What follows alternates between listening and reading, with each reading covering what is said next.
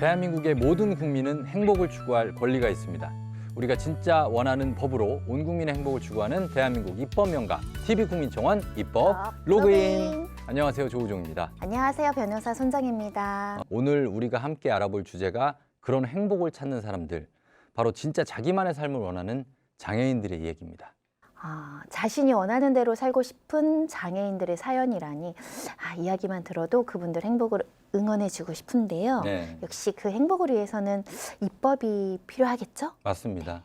남들이 결정해준 안전과 보호보다는 내가 원하는 도전과 행복을 꿈꾸는 장애인들, 그리고 그들의 행복을 위해서 마련돼야 할 입법 이야기, 과연 어떤 내용인지 첫 번째 주제부터 만나보겠습니다.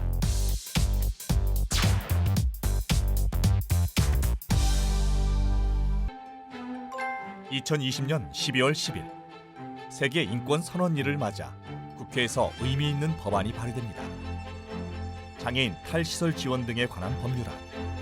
더불어민주당 최혜영 의원과 정의당 장혜영 의원을 비롯 68명이 공동으로 발의한 이 법안은 모든 장애인이 독립된 주체로 장애인 전용 시설이 아닌 지역 사회에서 비장애인과 함께 살아가는 사회를 목표로 삼고 있습니다.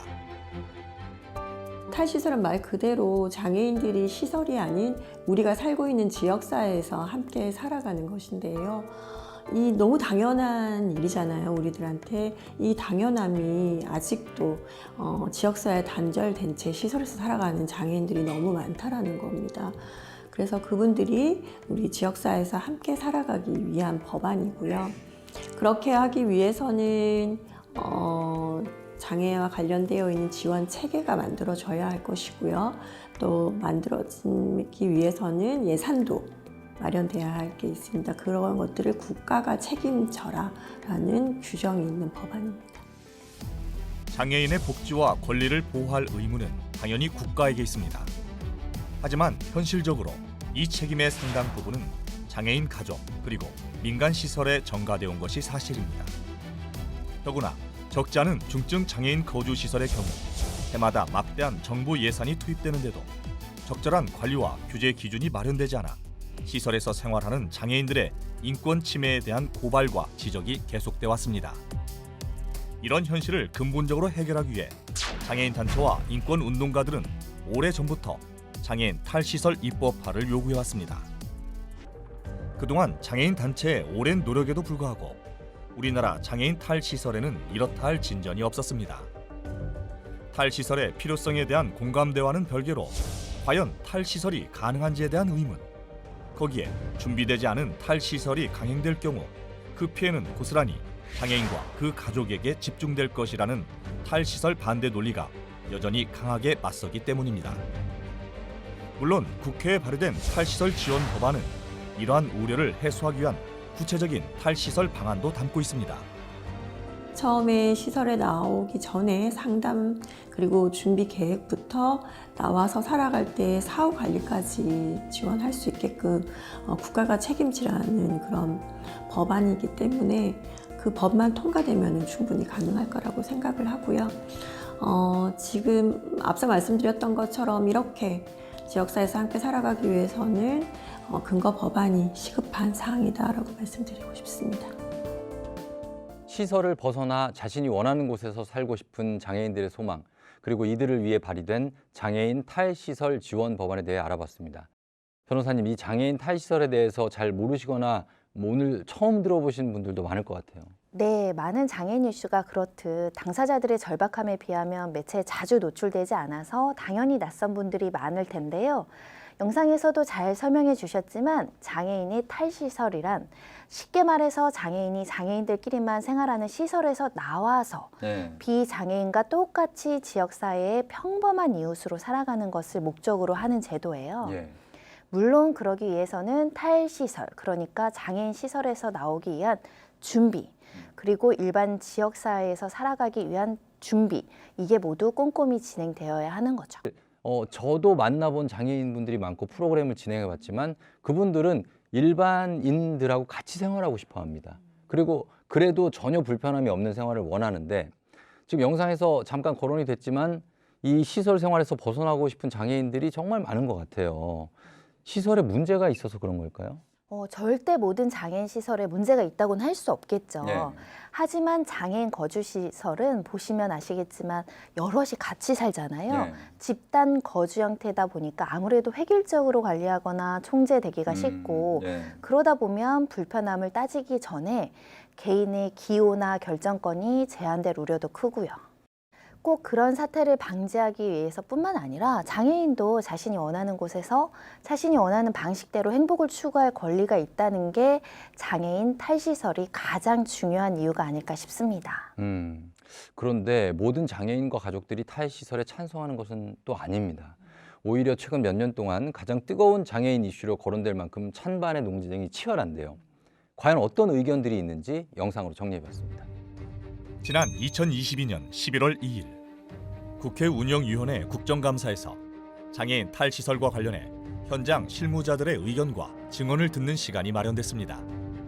먼저 강민정 의원의 참고인으로 나선 사회복지법인 프리웰의 김정하 이사장은 프리웰이 그 이전 시설을 폐쇄하고 탈시설을 진행한 걸로 알고 있는데 그 이유가 어떤 거죠?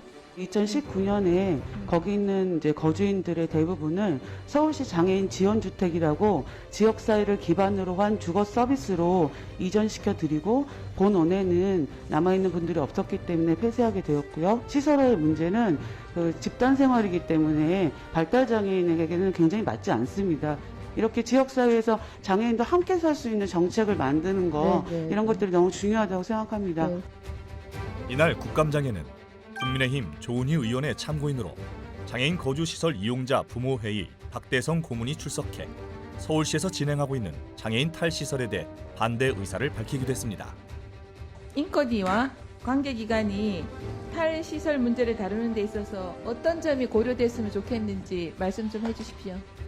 탈시설에 의해서 보건복지부부터 정부 산하 모든 기관의 민관협의체에 의사들이 전면적으로 배제되고 치료사들의 조언을 배제시키기 위한 모든 조치가 이루어지고 강제로 퇴소되었기 때문에 이 범죄를 막기 위해서 노력을 했습니다. 서울시와 광주시 등의 지자체에서도 시설 내 장애인 인권 침해 사례가 발견될 시 즉시 대상자를 퇴출하고 시설 폐쇄 및 법인 설립 허가까지 취소하는 원스트라이크 아웃제를 도입하고 있습니다. 하지만 국회의 입법 노력이나 지자체 조례안 통과 등이 진행될수록 탈시설 문제는 장애인 관련 단체들 사이에서 더욱 뜨거운 이슈로 떠오르고 있습니다.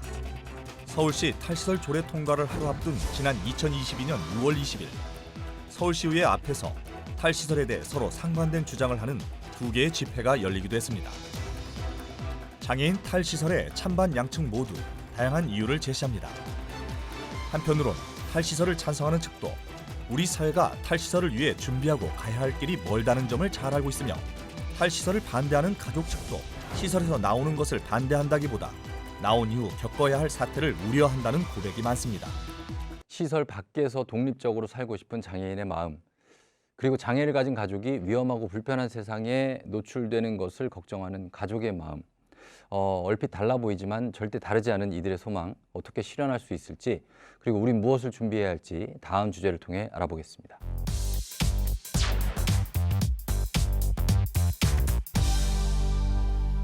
오늘의 두 번째 주제는 약속입니다. 변호사님, 장애인 탈시설과 관련해서 어떤 사람과 무슨 약속을 해야 될까요? 어느 누구라고 한정 지어선 안 되겠죠. 우리 모두가 장애인과 그 가족, 그리고 우리 서로에게 천금 같은 약속을 해야 할 것 같습니다. 모든 장애인의 행복하고 당당한 삶을 위해 우리 모두가 함께 마련하고 반드시 지켜야 할 약속, 장애인 탈시설과 관련된 입법 의견들 정리해봤습니다. 2022년 1월 24일 보건복지부는 탈시설 장애인 지역사회 자립지원 시범사업에 참여할 지자체 공모를 발표합니다.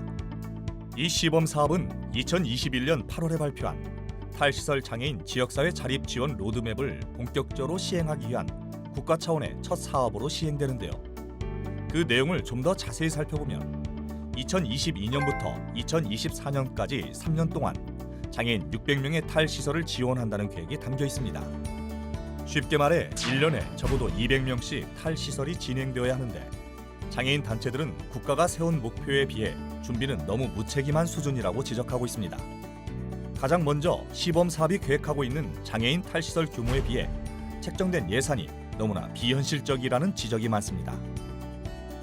지난 5월에는 장애인 단체들이 국토부 장관을 상대로 탈시설 시범 사업에 차질이 없도록 장애인 접근성을 완비한 충분한 주택 공급을 요구하는 기자회견을 열기도 했습니다.